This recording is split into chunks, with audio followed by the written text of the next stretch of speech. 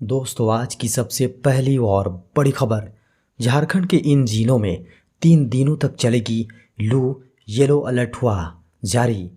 मौसम विज्ञान केंद्र के अनुसार 29, 30 एवं 31 मार्च को झारखंड के गढ़वा, पलामू, लातेहार, चतरा समेत कई जिलों में लू चलने की संभावना है। 29 मार्च को गढ़वा, पलामू, लातेहार व चतरा के कुछ इलाकों में लू चल सकती है। 30 मार्च को गढ़वा, पलामू, लातेहार, चतरा, बोकारो, धनबाद, सिमडेगा, पश्चिमी सिंहभूम एवं पूर्वी सिंहभूम में लू चलने के अनुमान है। 31 मार्च को गढ़वा, पलामू, लातेहार, चतरा, सिमडेगा, पूर्वी सिंहभूम, सरायकेला एवं पश्चिमी सिंहभूम के कुछ इलाकों में लू चलने की चेतावनी मौसम विभाग ने जारी की है। बड़ी खबर है, झारखंड में 2 महीने के अंदर होगी 36,000 शिक्षकों की भर्ती। दोस्तों, बड़ी खबर है, झारखंड में बड़े पैमाने पर शिक्षकों की भर्ती की जाएगी। इसकी तैयारी चल रही है। झारखंड के शिक्षा मंत्री श्री जगन्नाथ महतो ने कहा है कि अगले 2 महीने के अंदर 36,000 शिक्षकों की भर्ती की जाएगी। झारखंड विधानसभा का सत्र खत्म होने के बाद शनिवार को मानव संसाधन मंत्री जगन्नाथ महतो अपने गांव अलारगो आए। उन्होंने कहा कि झारखंड में शिक्षकों के 60,000 पद का सृजन किया जाएगा। प्रथम चरण में 2 महीने के भीतर 36,000 शिक्षकों की भर्ती की जाएगी। मलेशिया में फंसे झारखंड के 30 मजदूर वतन वापसी की लगाई गुहार। मलेशिया में 2 महीने से फंसे झारखंड के 30 प्रवासी श्रमिकों ने भारतीय दूतावास से बकाया 3 महीने की राशि दिलाकर अपने घर वापसी की गुहार लगाई है। इससे पूर्व मलेशिया में फंसे प्रवासी मजदूरों का वीडियो वायरल होने के बाद मजदूरों को राहत मिलनी शुरू हो गई थी और पिछले शुक्रवार को सभी मजदूर मलेशिया स्थित भारतीय दूतावास पहुंच गए हैं। मजदूरों का कहना है कि 3 साल पहले एजेंट के जरिए वे मलेशिया पहुंचे थे। मलेशिया में वे 3 साल के एग्रीमेंट पर lead master engineering and construction SDN BHD company में मजदूरी कर रहे थे और उनका 3 महीने का मजदूरी भी बकाया है। झारखंड में तंबाकू उत्पाद बेचने के लिए वेंडर लाइसेंस लेना हुआ अनिवार्य। झारखंड के सभी शहरी निकायों में आगामी 1 अप्रैल से तंबाकू उत्पादों को बेचने के लिए वेंडर लाइसेंस लेना अनिवार्य कर दिया गया है। अब किसी भी प्रकार के तंबाकू उत्पाद का विपणन, भंडारण, पैकिंग, प्रसंस्करण, सफाई, विनिर्माण के लिए लाइसेंस लेना अनिवार्य है। बिना लाइसेंस शहरी निकायों में बेचना दंडनीय अपराध है। बड़ी खबर है, अप्रैल के पहले सप्ताह में शुरू होगी 720 ITI अनुदेशकों की भर्ती। झारखंड के सरकारी औद्योगिक प्रशिक्षण संस्थानों में अनुदेशकों की बहाली के लिए अगले महीने के प्रथम सप्ताह में प्रक्रिया शुरू होगी। झारखंड कर्मचारी चयन आयोग इस प्रतियोगिता परीक्षा के लिए विज्ञापन जारी करने की तैयारी कर रहा है। राज्य सरकार के श्रम नियोजन, प्रशिक्षण एवं कौशल विकास विभाग ने कुल 720 पदों पर नियुक्ति की अनुशंसा आयोग को भेजी है। झारखंड कर्मचारी चयन आयोग इन पदों पर नियुक्ति के लिए जून के प्रथम सप्ताह में प्रतियोगिता परीक्षा का आयोजन करेगा। यह परीक्षा कंप्यूटर आधारित होगी। विज्ञापन के साथ ही इस परीक्षा के पैटर्न व सिलेबस की जानकारी अभ्यर्थियों को दी जाएगी। फिर बढ़ी पोस्ट मैट्रिक छात्रवृत्ति के लिए आवेदन की तारीख। अनुसूचित जाति, अनुसूचित जनजाति, अल्पसंख्यक एवं पिछड़ा वर्ग कल्याण विभाग झारखंड सरकार के द्वारा ई कल्याण पोर्टल पर पोस्ट मैट्रिक स्कॉलरशिप आवेदन करने एवं सत्यापन के लिए तारीख बढ़ाई गई है। झारखंड और बाहर से मान्यता प्राप्त संस्थाओं में पोस्ट मैट्रिक अध्ययनरत छात्र छात्राएं शैक्षणिक सत्र 2021-22 छात्रवृत्ति के लिए ऑनलाइन आवेदन ई कल्याण पोर्टल पर 30 मार्च 2022 तक कर सकते हैं। झारखंड राज्य एवं राज्य के बाहर मान्यता प्राप्त BEd महाविद्यालयों के शैक्षणिक सत्र 2020-22 2021 में नामांकन सहित अध्ययन छात्र, जी हाँ अध्ययनरत छात्र छात्राएं भी पोस्ट शैक्षणिक सत्र 2020-21 एवं सत्र 2021-22 की छात्रवृत्ति के लिए ऑनलाइन आवेदन ई कल्याण पोर्टल पर 30 मार्च 2022 तक कर सकेंगे। नेतरहाट आवासीय विद्यालय पहुंचे झारखंड के राज्यपाल श्री रमेश बैस। झारखंड के राज्यपाल श्री रमेश बैस ने रविवार को नेतरहाट आवासीय विद्यालय का निरीक्षण किया। वहां उन्होंने पठन पाठन व विद्यालय में बच्चों को मिल रही मूलभूत सुविधाओं एवं विधि व्यवस्था का जायजा भी लिया।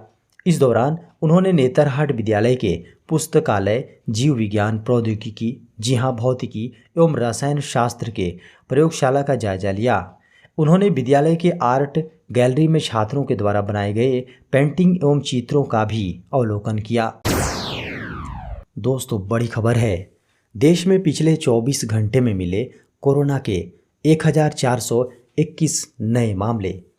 केंद्रीय स्वास्थ्य मंत्रालय के अनुसार बीते 24 घंटे में देश में कोरोना वायरस के 1421 नए मामले सामने आए हैं।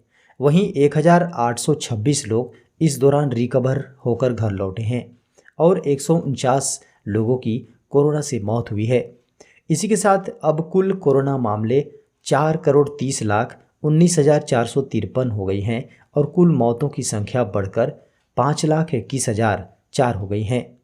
भारत में पिछले 24 घंटों में कोविड-19 के 1,421 नए मामले सामने आए और 1,826 लोग रिकवर हुए और साथ ही 149 लोगों की मौत हो गई। कोरोना मामलों में कमी का असर अब सक्रिय मामलों की संख्या पर दिख रहा है। अब कुल सक्रिय मामले का आंकड़ा 16,187 हो गया है। वहीं रिकवरी में तेजी के चलते कुल रिकवरी संख्या 4,24,82,262 पर आ गई है। दूसरी ओर सरकार द्वारा चलाए जा रहे वैक्सीनेशन अभियान तेजी से अपना काम कर रहा है। दोस्तों, बड़ी खबर है। 1 अप्रैल से हो जाएगी इन बिजली उपभोक्ताओं की सब्सिडी खत्म। राज्य सरकार व ऊर्जा विभाग ने इन उपभोक्ताओं को दी जाने वाली सब्सिडी वापस लेने की घोषणा की है। इनमें 1 से 5 किलोवाट तक के LTIS का इस्तेमाल करने वाले 400 यूनिट से अधिक बिजली की खपत करने वाले और ग्रामीण क्षेत्र में कॉमर्शियल बिजली का उपयोग करने वाले उपभोक्ता शामिल हैं।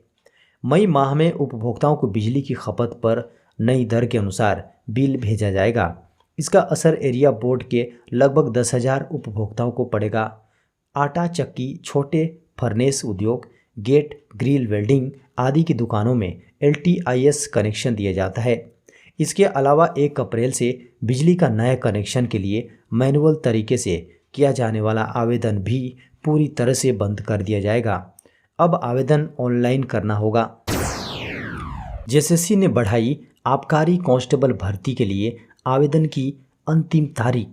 झारखंड कर्मचारी चयन आयोग यानी JSSC ने 583 आबकारी कांस्टेबल पदों पर भर्ती के लिए आवेदन की अंतिम तिथि आगे बढ़ा दी है। जिन उम्मीदवारों ने अभी तक भर्ती परीक्षा के लिए अब तक आवेदन नहीं किए हैं, वे आयोग आधिकारिक वेबसाइट पर जाकर 2 अप्रैल 2022 को रात 11:59 तक ऑनलाइन आवेदन कर सकते हैं। झारखंड कर्मचारी चयन आयोग के आबकारी कांस्टेबल के पदों पर आवेदन करने के लिए उम्मीदवारों के पास किसी मान्यता प्राप्त शैक्षणिक संस्थान से 10वीं की परीक्षा पास की योग्यता होनी चाहिए। इस भर्ती के लिए आवेदन करने वाले उम्मीदवारों की आयु सीमा न्यूनतम 18 वर्ष और अधिकतम 25 वर्ष होनी चाहिए। दोस्तों, बड़ी खबर है।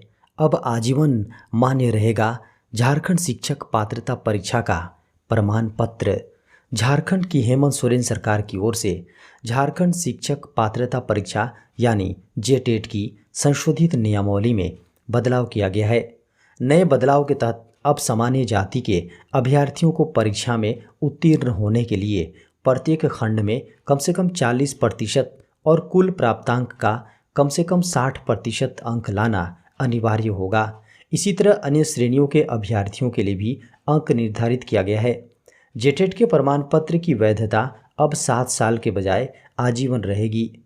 यह व्यवस्था JTET 2013 और 2015 के प्रमाण पत्र पर भी लागू की गई है। अनुसूचित जाति, अनुसूचित जनजाति और आदिम जनजाति के अभ्यर्थियों को प्रत्येक खंड में कम से कम 30% और कुल प्राप्तांक में कम से कम 50% अंक लाना अनिवार्य किया गया है।